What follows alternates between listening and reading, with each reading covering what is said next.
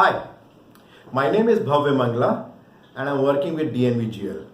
Today I'm going to talk about preservation of material. Somebody has rightly said that the first law of nature is self-preservation. Now, in these times, if you see, people are more worried about preserving their password rather than their health. If you look at the household, generally the fruits and vegetables are preserved in the refrigerator. Something similar is happening in the industries also, where tangible and intangible products are preserved effectively. And in general, all these guidelines are coming out from the design process, wherein they define that where preservation is required and how it needs to be maintained.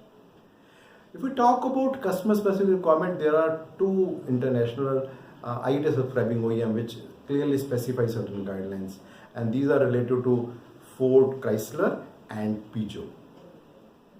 If we broadly talk about the requirements as per clause 8.5.4 of ISO 9001 as well as IATF 16949, so they have specified 5 different requirements based on which they expect the organization to take care about everything. And those 5 things are: first is the preservation, the second thing is about condition based monitoring, third one is first in first out FIFO, the fourth one is how to control the obsolete product, and the fifth one is customer specific requirement. So let me tell you one by one. So the first one is preservation of material. Now when we talk about preservation, the first question is why we need to preserve. So first of all, it can be a material with shelf life or it may be a material without shelf life. When we say shelf life, it means there is a possibility that after some time, some sort of degradation or deterioration will start. And there are certain materials which do not require shelf life, generally the plastic components. And as per preservation, there are certain guidelines which have been specified in the standard. So I'll share some of them. The first of them is about transportation and transmission. So it means that when we are transporting the material from one location to another, it's very important that it should be as per the guidelines. Say for example, a milk container. There are certain guidelines with respect to temperature that needs to be maintained while it is transporting. Or when we are transferring the electricity from one grid to another, it's also important that we need to ensure the protection about it. Then identification. It's very important that whichever material needs to be preserved, it should be properly identified. And identification can be done in the form of barcode, maybe a color code, or maybe some sort of a part number that can be done. Another thing with respect to preservation is protection. Now, protection is required when the material is coming from supplier to organization, when it is being processed inside the organization, and then finally when it is reaching the customer. So through all those stages, it is important that organization need to identify certain ways so that material remain protected. Then another requirement with respect to preservation is with respect to contamination. Now it's also very important that throughout the processing, material should not get contaminated. Let's take an example of a rubber industry, wherein in Banbury they used to mix different chemicals and compounds. So there shouldn't be any foreign particle like iron and all those things that should come. If it happens, then it's a problem for the next process. Now here comes point number 2, condition based monitoring. Now whichever shelf life material that we are having, it's important to see that whether it is in good condition or good health or not. So organization can define a frequency that under which maybe a month or maybe a 3 month, wherein they will see that what is the condition of material. And this is very important these days during COVID-19 times, when the production was shut down for almost 2 months and they are restarting again. There could be a possibility that in between maybe things have gone wrong about it. And it's also important that whomsoever is doing the condition based monitoring, that person should be competent, and if there is a customer requirement, a record should be maintained with respect to that. So that brings point number 3, that is first in first out FIFO.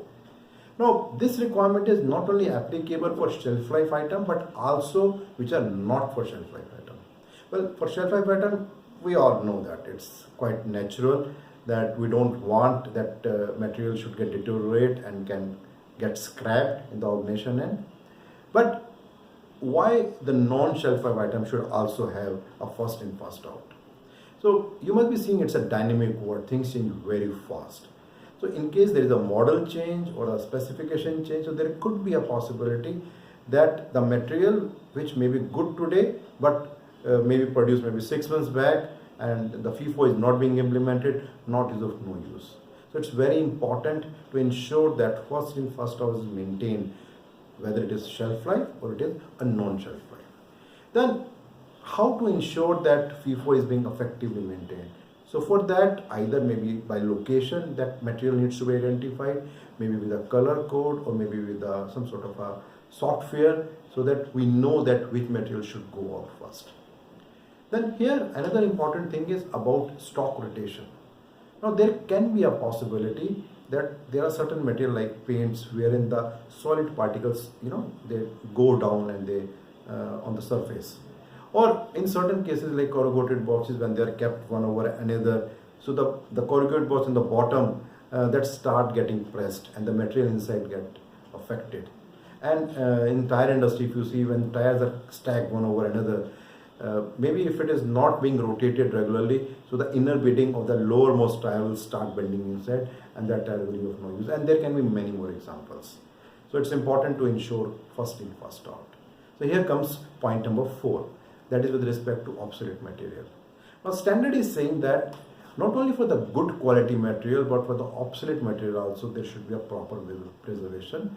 And preservation means proper identification, proper storage, proper protection even for the obsolete material, because there can be a possibility that a material which is obsolete today, in case we get some internal waiver or maybe a customer waiver, so that can be used again, or maybe we know that how that material is disposed of effectively.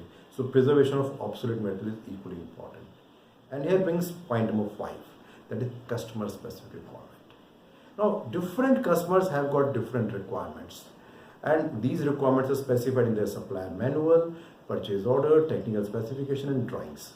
So through that, at times they do specify how they want material to be preserved and how it needs to be moved from organization and to the customer end. Say for example Maruti Suzuki, they have a specific requirement about what size of the bin should be there, what should be the weight of that one bin, and how to identify the material in one bin. So if we ensure all these 5 things, then we can make sure that the customer is satisfied and there is minimum or no damage or losses to the operations. So let me repeat again all the 5 points. The first one is preservation, second one is condition based monitoring, third one is first in first out, fourth one is about control of obsolete material, and the fifth one is how to ensure customer specific requirements. In case you want to know more about this particular article which I am just sharing, you can go to the below link and you can click and you will get more information. And in case you want to hear these videos regularly, so you can subscribe to my YouTube channel. Thank you.